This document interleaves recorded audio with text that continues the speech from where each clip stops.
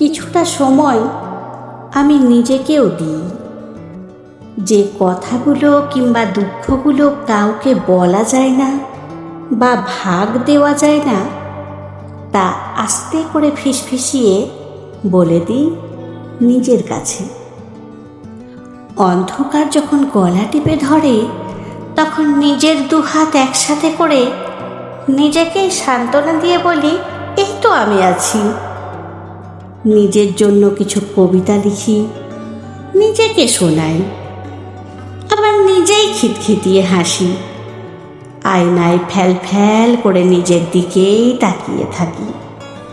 কখনো মুগ্ধ হয়ে দেখি, কখনো মুখ ভেঙচি কাটি, কখনো বা ভুরু উপর নিচ। হ্যাঁ, এটাকেই আমি নির্যাপন বলি। আর এই নির্যাপনই সকল সুখের বর্তমান।